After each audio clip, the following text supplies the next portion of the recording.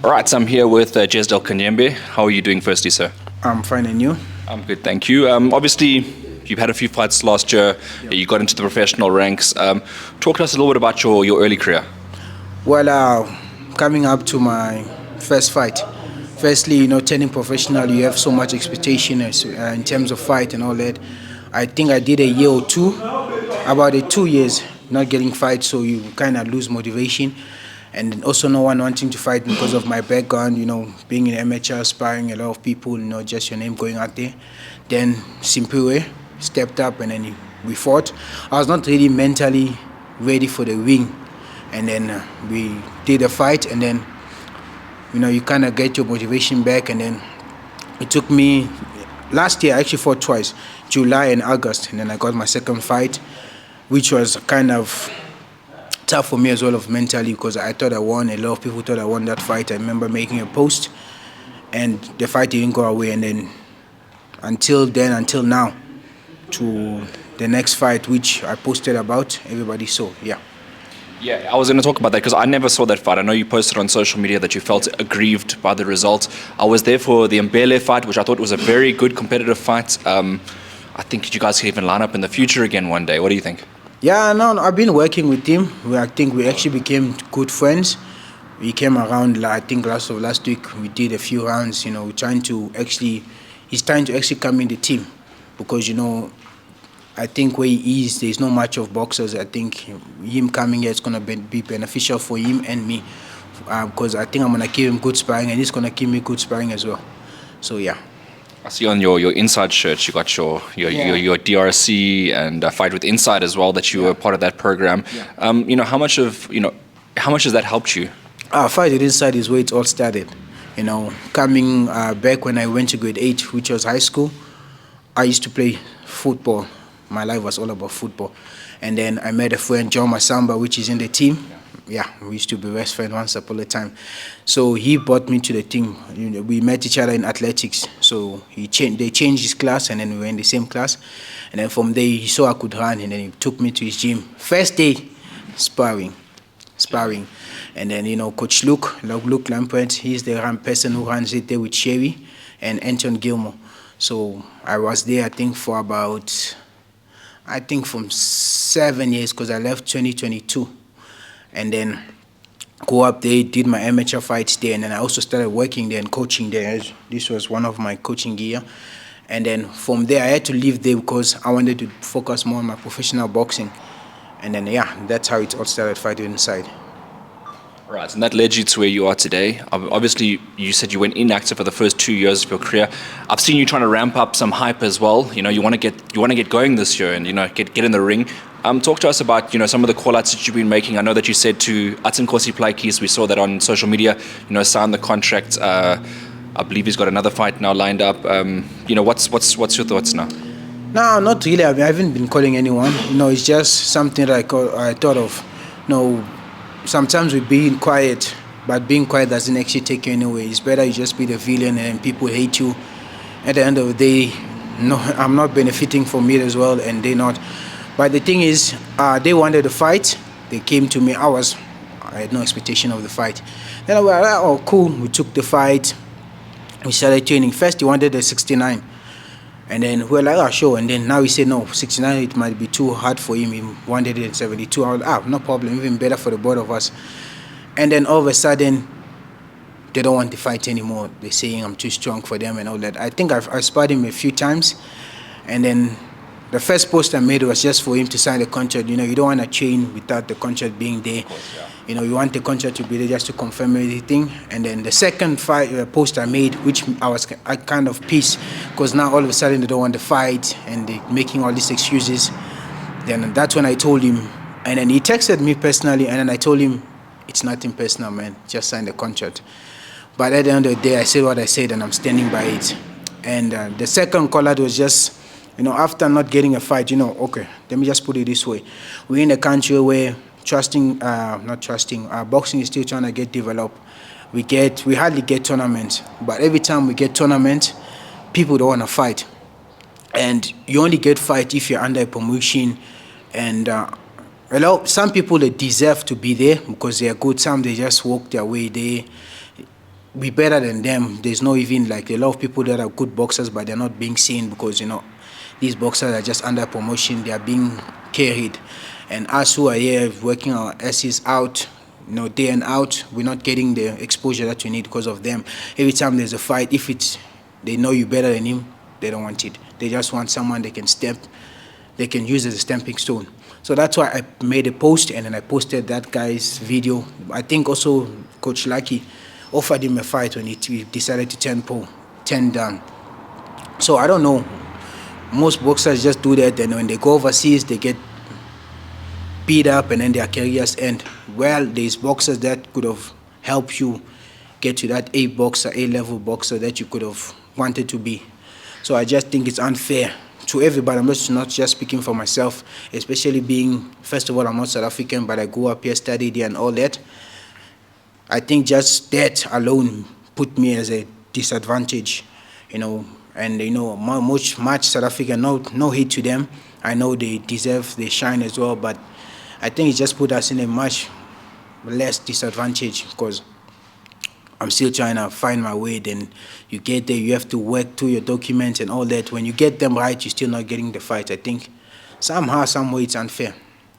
Yeah, and there's a few fights out there actually that make a lot of sense. I know you called that Simnakiwe Bonko as well. You put up a clip on social media. What other fights are there out there that you're interested in? Well, I think in the beginning of the day, because Coach Vusi, I work with him. So I started working with Coach Vusi, I think 2021. So he called out a fight with one of the Raymond guys who fought my mate, Darren. Aben, they didn't want the fight as well. So, like I said, it's now hate, nothing. If we boxers, we in the sport, why not? Why we not giving each other fight? But we kept on having big mouth and all that, saying I'm the best. How can you call yourself you're the best? You're not fighting. There's someone who thinks you're better than. I think people are just trying to look good in the internet, but they don't want to put in work. And so there's just a lot of fight. I don't want to name people, but I just want, fights. For me, I don't mind. I don't even care about people's record because I think I've been around for a long time and understanding the country. There's no much boxers as well. So I'm happy to fight whoever steps up. I don't want to be calling names and make people feel like I'm underlooking at them. No, just step up and take the fight so that we can build each other. Yeah. Well, Jesdel, I mean, for promoters out there that are looking for fighters, I know that there's matchmakers out there as well that put fights together. Tell us a little bit more about which weight divisions you campaign in, so that they can get a better idea of you. Well, my first fight was on 72, but I just wanted to test myself. Coming from amateur, it's a big change in terms of weight cuts. Because when I was in amateur, I think I just fought. I didn't care about my weight. I just fought wherever, and I did pretty good for myself. So I first fought at 72, which was middleweight. But in my second fight, then I would chop to 69. Junior middleweight, I think I did better there. I discovered that I can actually make the weight. And yeah, that's the two weights which I fight at, which I think I'm comfortable at. Unless otherwise, Plaatjies was trying to make a fight at 76. I didn't mind. I just wanted to get something going for myself. Let's talk about a fight like that. How would it go? Well, firstly, I sparred him a couple of times. I said, last night, actually, one of his mates was chatting with me, saying that he has a video of me and him sparring. I told him to post it. And I later changed. I said, don't even post it, just sign the contract. Since you said you whipped my ass, just sign the contract. Let's make the fight happen.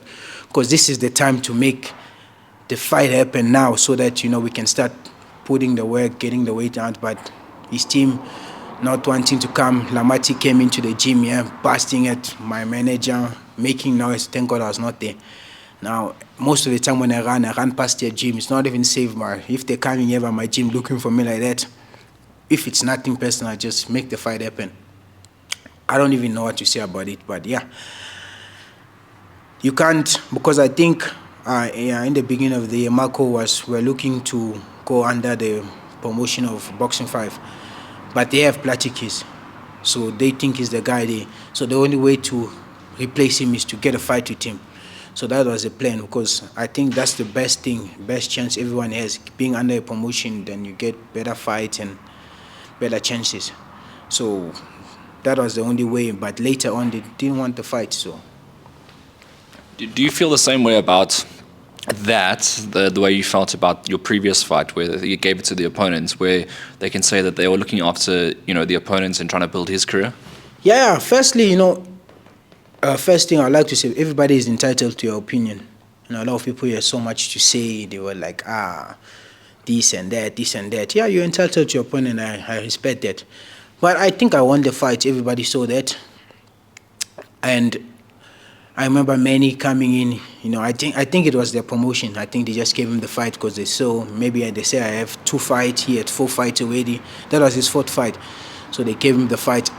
So that's why I put out a video, and then many had so much to say, just shouting and blah, blah. But at the end of the day, I think we did an appeal. But they didn't actually follow up with it. We sent them the videos because I had much videos in different kind of angles. But at the end of the day, what's the reason of putting a law there when the law doesn't even stand? They didn't even make an effort of following up. So I think promotion does play a big role in building fighters and all that. So yeah, I think it did have a lot to do with how my fight went. Because everybody else, even his own teammates came to me, some were just giving him what they said, man, I know you won that fight and all that. Even himself, if you look at the video when they were announcing, he knew he lost. When they told him, he was shocked. But no hate to the boxer, but I believe, we work our asses off, cutting the weight, putting the work, and then the least thing you can go is you getting robbed, I don't know how I didn't break, because inside I felt like breaking down and all that. I think just having everybody around there, and my manager telling me it's not the end, and I think that's what kept me going. I know. From hearing about some guys, a lot of your sparring partners that you spar with around, you go around it a little bit. They say that you're very talented, and maybe some of that feedback has got back to the promoters that don't want to risk taking their boxer against someone like you. Well, firstly, one thing I'm starting to learn is don't go around sparring a lot, because being an amateur, I was first with Anton Gilmore. I used to go out and spar. Some of my toughest sparrings, like opponent, I would say some of them might be, no, not toughest opponent, toughest beatings that I've got here from sparring. I remember the people that gave me a hard time. I remember Patrick got me a punch. We were sparring actually.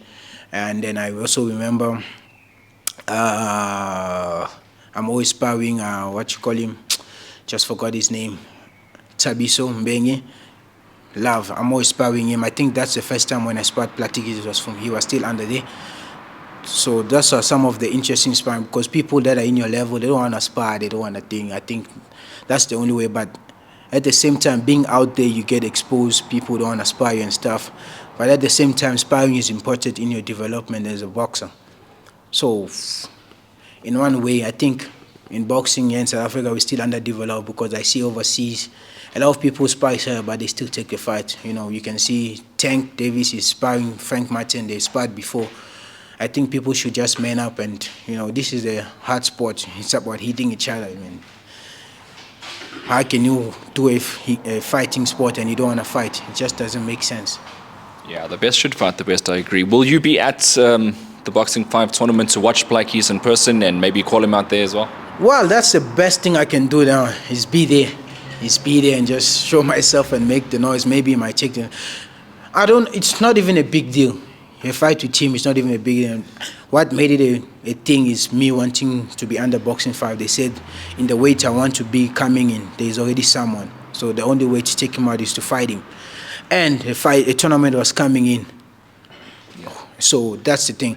I just want, something going on for myself. I know a lot of people also want something going on, as a boxer, it's a long distance sport. I'm sure a lot of people can say that. So, but I'm gonna be there. Now that you mention it, I think it's gonna be the best thing to do, just to get some attention. But I know he doesn't want the smoke. He's just making noise. He doesn't want the smoke. If he wanted the smoke, he should have retaliated. He didn't do that until now. All right, Jesdel, I'm gonna leave it there with you. Just anything lastly from you? Any thank yous, any shout outs? Well, I don't really have any shout out. I think if you think you're in that level. I think you want to challenge yourself. I think I'm the right guy. Just step up. Let's make things happen. Plaatjies is a bum. I said it before. There's nothing. He might talk. I'm waiting for him to release the video he says he have of us. But at the end of the day, I respect him as a person. It's not like some sort of beef, but this is a business. And yeah, let's make things happen. If we still have a week for him to send the contract. I know he's still looking for someone to just be a stepping stone.